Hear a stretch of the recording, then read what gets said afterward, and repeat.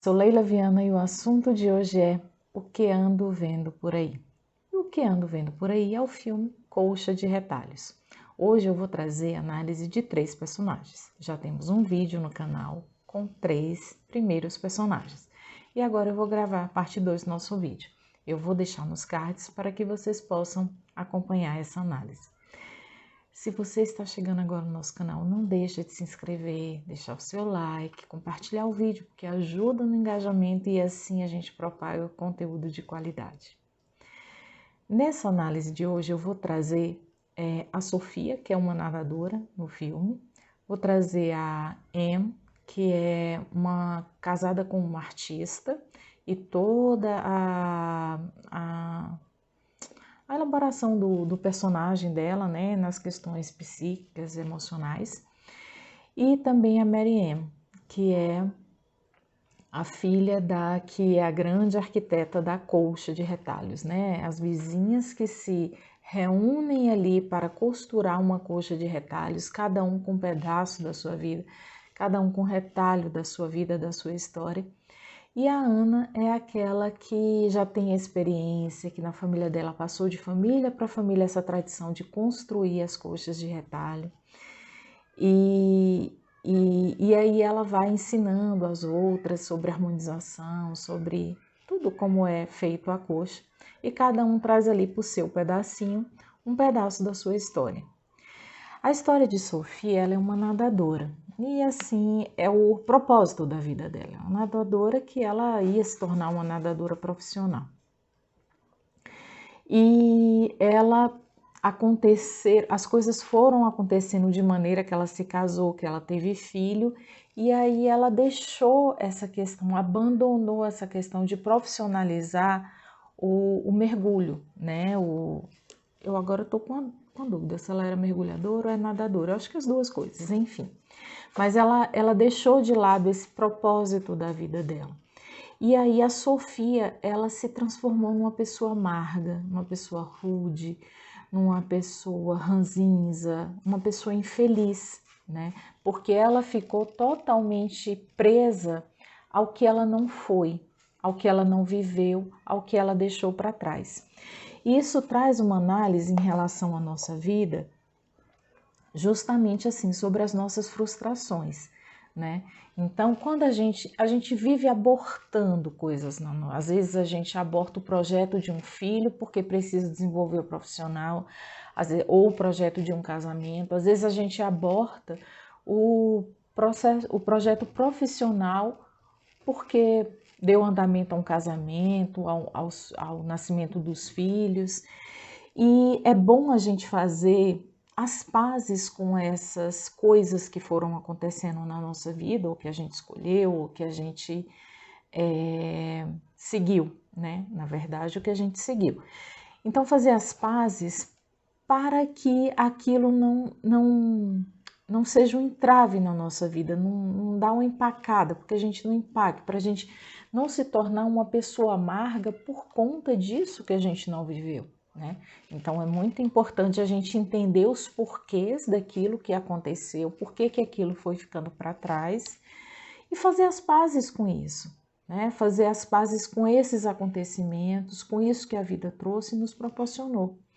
Eu acho que nenhum caminho é sem volta, sabe? Eu acho que, não sei como a Sofia poderia conciliar aquilo, a coisa do mergulho, de ser mergulhadora com o casamento, ou como ela poderia dar vazão a isso depois do casamento e do filho, né?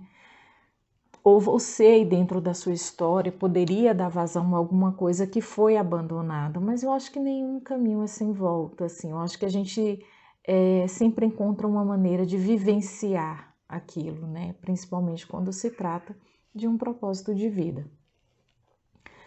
Uma outra personagem que eu vou trazer para vocês é a Em.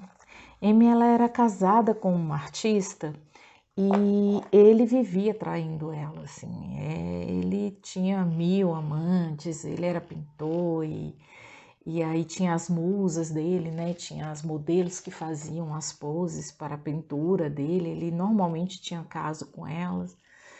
E a Sofia foi convivendo com aquilo da maneira que ela dava conta, e ela tentou sair da situação algumas vezes.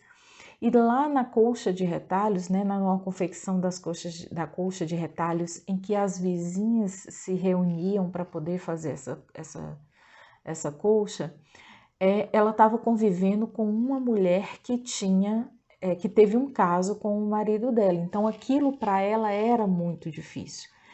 Era muito, ela ia, vamos dizer, engolindo ali os sentimentos dela em relação a isso. Isso ia vazando de algumas maneiras, de algumas palavras dela, em algumas atitudes rudes em relação a outra pessoa. Acho que tinha uma mágoa também das outras estarem acolhendo aquela. Não, essa aí, tipo assim, é uma qualquer, essa aí é uma que tem caso como casado, ela não tinha que estar aqui, né? E aí essas coisas vamos dizer, vão destruindo ela por dentro, né?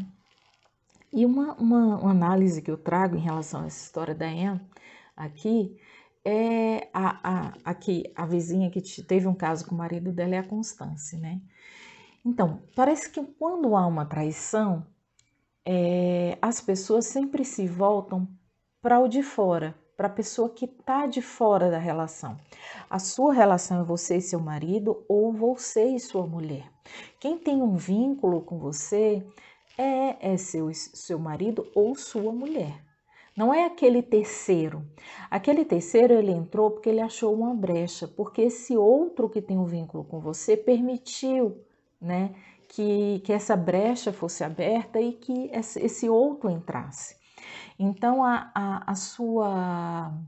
todos os seus processos de conversa, de raiva, de ódio, de mágoa, tem que estar voltado para esse aqui. É com ele ou ela que você tem que resolver, e não com o outro que entrou na brecha, né?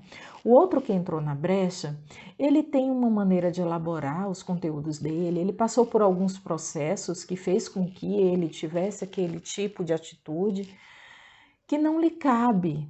Não lhe cabe a história daquele ali. Lhe cabe a sua história com o seu parceiro ou parceira. Mas normalmente a gente bota a culpa no outro. Por quê? Porque você não quer destruir aquilo que você ama. Você não quer destruir aquele que você ama. É muito mais fácil você destruir o outro que não tem vínculo, né? Mas dentro de uma maturidade emocional, as suas questões a serem resolvidas é com a pessoa que tem um vínculo afetivo com você e não com o terceiro que você às vezes nem conhece nem sabe. No caso da Constance, ela perdeu o marido e durante esse processo de luto, de fragilidade, esse artista que era marido da Amy apareceu. Então tem toda uma simbologia por trás dessa relação deles, né? Inclusive, ela estava se desfazendo das roupas do marido e esse artista, que eu tô falando artista porque eu não lembro o nome dele, ele apareceu e ele vestia um paletó do marido dela, então tudo aquilo ali tinha uma simbologia. Eu não estou justificando a atitude da Constance, né? Eu acho que cada um com seus processos de elaboração e cada um com as suas atitudes. Eu só estou tentando contar a história de uma maneira e da simbologia que tinha aquele caso para ela. Na verdade, aquele artista, o marido da Anne, não era o artista, o marido da Anne. Era um símbolo do marido dela no momento que ela estava fragilizada. Mas enfim, não vou justificar, eu só estou tentando fazer vocês entenderem mais ou menos como funciona o processo de elaboração, que para cada um são de maneiras completamente diferentes. E a terceira personagem que eu trago para vocês é a Mary Ann, que aqui no Brasil a gente chamaria de Mariana. Ela é filha da Ana. A Ana é essa que arquiteta a coxa, né, que traz o conhecimento de como se constrói uma coxa de retalhos para aquelas vizinhas ali reunidas nesse projeto. E a Mary Ann, ela não teve pai, né? A Ana, ela se envolveu com um amigo do patrão ou com ou com o próprio patrão, sei lá, um jovem lá que morava na casa que ela trabalhava como empregada doméstica.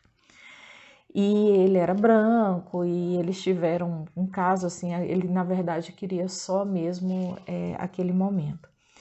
E aí ela foi embora, né, para ter a filha dela longe. Então, Marianne, ela não teve contato nenhum com o pai. Então, essa função paterna é um buraco na vida dela.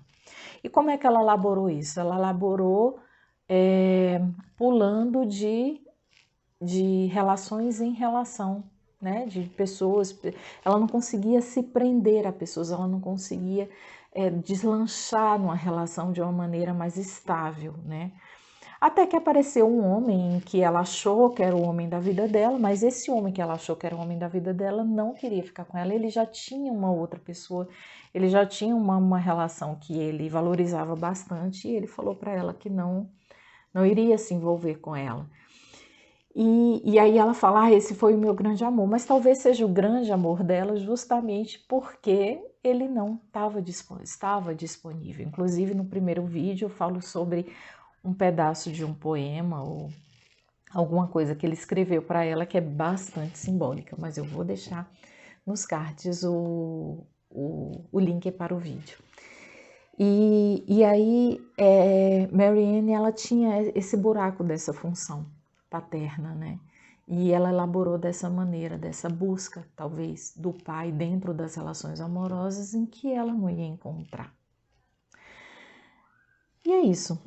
No final do filme tem uma coisa muito legal sobre os sinais, né? A Ana tinha uma relação, vamos dizer, uma crendice, não sei como falar, uma superstição de família sobre o corvo, que o corvo ia levar, era o sinal que ia levar ela para onde ela deveria estar. E esse corvo aparece no final do filme para Finn, que é a personagem principal, e leva ela lá para o noivo dela e as questões dela. Eu falo sobre a Finn no primeiro vídeo também. E isso me fez pensar assim, gente, será que eu sou ligada em sinais? Será que eu estou atenta aos sinais da vida, ao que a mensagem que a vida está me trazendo? E que sinais são esses? E aí é uma bola que eu passo para vocês. Procurem refletir sobre isso e deixem nos comentários se vocês têm esse vínculo, essa ligação, essa coisa com os sinais e se vocês estão atentos ao que a vida está pedindo para vocês. Se vocês gostam do nosso conteúdo, não deixe de se inscrever, deixar o seu like e aí clicar no sininho, porque assim que postarmos um novo vídeo, você vai saber que tem um conteúdo novo à sua espera, alguma coisa que acrescenta a sua alma.